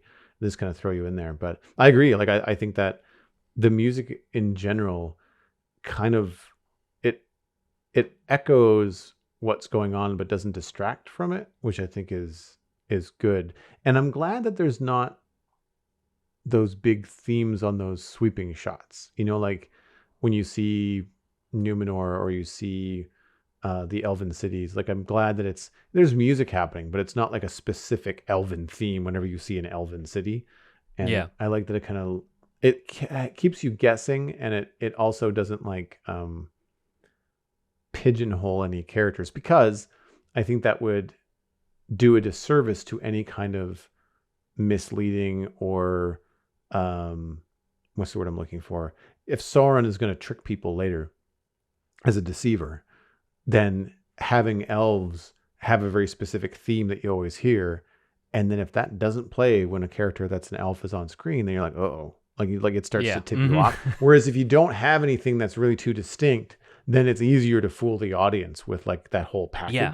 And I think that's going to be a service. And to end on a high note, pardon the pun, and not that we've been complaining, because I think we are both very, very much enjoying the show.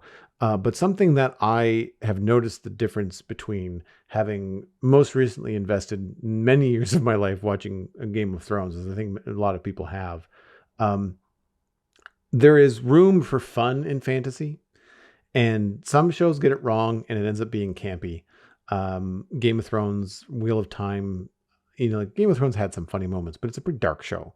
I think that things like the Harfoot adults dialogue, like the busybody, noisy neighbor interactions and stuff, it's cartoonish, but it's not so far that it doesn't feel out of place. Again, we kind of know a little bit about hobbits and their concerns, and it feels like a nice kind of compliment to that. You've got Nori's mischievous curiosity and banter with her best friend Poppy, played by Megan Richards, and the one that kind of made me roll my eyes at first, but then remind myself of like the banter between Gimli and Legolas, and also like some of the quippier moments between Arwen and Aragorn as well, is the bro fight between Prince Durin and Elrond for missing his wedding and the birth of his children. Like, you forget with all these high fantasy characters that the hobbits like to drink beer and dwarves just kind of are stubborn and petty, you know, and having Prince Durin be legit angry. Like, I thought the whole rock smashing thing was just a front.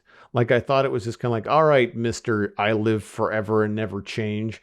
You've come to visit me. I'm just going to make you earn whatever time. I thought immediately after that, there was going to be like this, embrace or this welcoming or just like, Yeah. you And know, then I'm he not. still tries to kick him out. Yeah, and yeah, like I thought that was a front. I didn't realize he really meant it. That he was Uh-huh. legit angry. Oh, yeah. And so the platform conversation that they had when he's like apologizing, and then you see like the regret in Elrond about like, oh, crap, right? Okay, so you've had an entire lifetime while I was like writing a book, Yeah. like it just that kind of stuff. And I do have to remind myself that it's the Tolkien universe where there is a lot of fun and whimsy, and I feel like one of the things, to go right back to what you said about the Hobbits trilogy not living up to your expectations, there's some stuff with the Goblin King in that trilogy I really didn't like. It really felt cartoonish and out of place compared to the humor we're getting in this show, which is more character driven and has emotional repercussions. It ends up being like, if you think he's being silly, it's fine because his wife says you're being silly like a couple of scenes later, which I think was hilarious. Like I like that they kind of they called themselves out on it just soon enough that you forgive them for a very strange exchange, I need more of Durin and Disa in the next episode, which is only a couple of days away, so I'm excited for that. Yeah. But yeah, like I want more of Elrond and Durin. I need to find out what's happening with Bronwyn and Theo, because we last saw them in episode 2 leaving with all of the Southlanders. There's a lot to look forward to. And you're right, I think it's great that they are having moments of fun, especially with how grim some of it can be, considering that the show has Galadriel piling high the helmets of elves that have been killed in this war with Morgoth, and then they can still have a lovely dinner table scene between two dwarves who clearly love each other so much, and they're not afraid to show that on screen in the same show. It's got a lot of range, and that doesn't translate to me as inconsistency. It's diversity, and it's just so many ways of showing everything that's going on in this world. I think it's great. I think they're doing a really good job with this show. And I think, as I said at the top, it's still gonna have to do something outstanding to like measure up to the legacy of the Lord of the Rings movies for me. But I'm really enjoying seeing where it's going. The telltale for me is that I am champing at the bit to watch the next one when this one is over. Oh yeah, like I just when it's over, there's a pang of sadness that I definitely had in the early days of Game of Thrones when I was just like, oh, that I need to know what happens next. Like I'm trying to connect the dots here. I need more dots, Amazon. Give me more dots. So yeah, I think they've certainly got their hooks in me for at least the first season. Like I'm hoping for good things because we need more stuff like this, I think, in our sci-fi and fantasy media. That brings us into the Internet Minute, which is brought to you by you, dear listener. The Citadel Cafe is 100% listener supported. If you're getting value out of the show, please consider putting a little bit of value back in. You can become a member at patreon.com/the Citadel Cafe. Joining at any level will get you an invite to the member-only Discord server and access to Barista Cut bonus audio sessions. Special thanks to our Bean Counter patrons, Cosmic and Smurf588. Thanks so much for your support on this episode. We are at 27 patrons, steady on from the last time we recorded. If you'd like to be patron number 28, visit patreon.com/the Citadel Cafe. And if you will so indulge a bit of a self-plug here, last Friday was the second of my now weekly Lego streams on Fridays on Twitch. And I started the big one. I started Optimus Prime, which I have talked about on this show before. And I have to say, talking about how cool the Optimus Prime set looks versus now being able to say, I have built 3 out of the 10 bags in these 1,500 pieces in this set, and being able to articulate how fun it is to be building this Transformer on so many different fronts, like from a Lego design perspective, from a nostalgia perspective, growing up with Transformers, and from the idea that this is designed to look like the toy that I still have in the closet somewhere of Optimus Prime. And it transforms in the same way. And I grew up playing with Transformers, and now I'm building one from scratch. And it's going to still do the transforming thing. So the level of reveal, the level of like, oh, that's how they're doing that when you're building this kit is remarkable. To quote the lead designer, Joseph Patrick Kyde, who has created a really interesting, intricate, experience with this kit. The most fun challenge, however, was getting Optimus to change between modes without disassembly. And that's the thing that I'm finding so interesting, is that I'm building these things knowing that they are all going to permanently connect to one another and then change shape. And it's Lego. And I've not ever done that with Lego. So it's a wholly new experience. It was a lot of fun to share. I'll have a link to the YouTube video in the show notes. The VOD is on Twitch as well, but the archive is going to be on Joel Duggan VODs on YouTube. And I'm having a blast with it. It's a different pace than any kind of video game streaming. Like I null out the pieces, and 3 bags took me 3 hours, close to 4 maybe. So there's going to be at least 3 weeks of Optimus Prime. I would imagine the last week I'll probably push, and like if I get close to finish, I'm probably going to try to finish it that day. But yeah, I've had an absolute blast with it so far, and that's my pick this week, is just the taking the time to experience the modern Lego sets and how complex they are. And a lot of times on the show, I'll be plugging a piece of Lego or a Lego set and thinking like, man, this is really pricey. And the Optimus Prime wasn't cheap. I bought it for myself as a birthday present, but immediately I know that it's been worth it. And I'm only 3 bags in. And that to me is a successful set, Yeah, that's awesome. Like, I've seen some of those more technical Lego sets come together. I haven't built too many of them myself, but I still think the fact that they can make a transforming Lego set is superb. Like, it's so cool. I grew up with sets which had a couple of different designs you could build from the same pieces, but the fact that they can keep the spirit of Transformers and have it go from one to the other is legendary. So, incredible work. I'm really curious to see if they do another one, like another Transformer, like another, like, Soundwave or Megatron. Megatron would be kind of difficult because he turns into a gun, and I can see Lego maybe not wanting to do that. Steer away from that, perhaps. I mean, there were versions of Megatron where he turned into a tank, but they've already done the classic 80s Optimus Prime. So I feel like if they did like the 80s Soundwave or the 80s Starscream, because he turns into a fighter jet. A jet, yeah. The vehicle stuff would make sense for Lego, right? Because then you get twice the play out of it if that's what you're looking for. Although these are expensive sets to play with. They're more for like the collector and stuff like that, which I'm weirdly saying now that I'm a Lego collector. I always thought about like, I'm only going to let myself buy Star Wars ships and that's where it's going to stop. Well, that ship has sailed, I think. And now I'm down this road of different kinds of sets. I'm still limiting myself to very specific things, but if I ever get a house with a spare room for something like a Lego city, oh boy. I can see the temptation. I'm now imagining them doing a Transformers set that's like the Death Star, but it's Unicron. It's like a planet that transforms into a robot. That's, again, a feat of engineering that I can see somebody taking up that challenge, but gosh, that set's got to be like $1,000 or something if they did it, Oh yeah, that's the AT-AT Walker level. Like that's my rent. Like that's just it's one of those things where like I want to, but I just won't let myself. Like that's just crazy expensive for that kind of thing. Well, that's my pick this week. What's yours?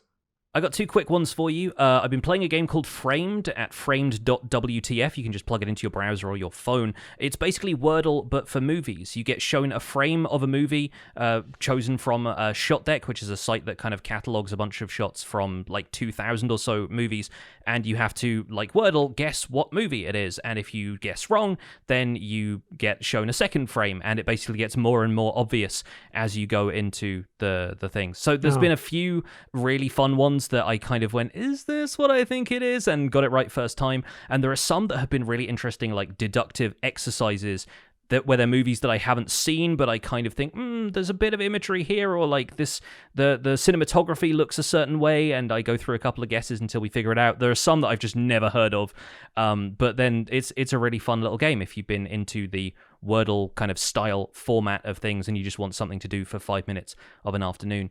The other thing I will recommend quickly is Dracula Daily, which is a Substack blog where you basically sign up to a mailing list and you get the classic novel Dracula by Bram Stoker emailed to you in real time as it happens, because it is an epistolary novel, so all of the novel takes place in the form of like letters and newspaper clippings and diary entries and stuff like that, and it's all dated, so effectively every day or so you get sent an email of what's happened in Dracula on that specific day of the year. And so we're in September, stuff is kicking off in Whitby, people, they're currently smearing garlic on all of the furniture. It's a great time. So Dracula Daily, we'll link that in the show notes because I think the link is a little bit more complicated than your average, but it's a Substack website that's a very good pick. Well, that wraps up this episode of the Citadel Cafe. You can get more information about the show and links to some of the things that Jonny and I talked about at thecitadelcafe.com. Music for the show is composed by Kevin MacLeod, and you can email us at thecitadelcafe@gmail.com or follow the show by name on Twitter. Subscribe for free on your favorite podcast app. Word of mouth, however, is the easiest way to support the show. Just tell friends about the Citadel Cafe and where they can go to listen to it. My name is Joel Duggan. You can find everything that I am doing online, including my illustration and design portfolio at joelduggan.com. Listen to my other podcast all about Minecraft with Pixlriffs with Jonny at thespawnchunks.com. We just put out a new episode on Monday. And of course, follow me on Twitch, Joel Duggan, across social media. I'm really easy to find. Coming up this Friday, more Optimus Prime. It's going to be a lot of fun. Jonny, I mean, obviously we do the Spawn Chunks together, and this has been a real treat. So thank you so much for taking the time to talk about something that's not Minecraft, because we share so many common interests, but our other show just focuses us down on these blocks that we talk about every week. But what else are you up to? Like, where can people find you in other projects online? Well, all of the Minecraft stuff that I do is pretty much online under the name of Pixlriffs. You can find most of what I do at youtube.com/Pixlriffs, as I typically say at the end of the Spawn Chunks. I do Season 2 of the Minecraft Survival Guide and Empires SMP with a bunch of other fantastic Minecraft content creators. I stream 3 days a week, usually on Twitch. Every other Sunday is the Dungeons & Dragons campaign that I mentioned at the top of the show, so would love if you folks could check that out. I voice the unofficial Hermitcraft recap, which you can find just by searching for it on YouTube, because the URL is a custom one that we set up for something else and then couldn't change.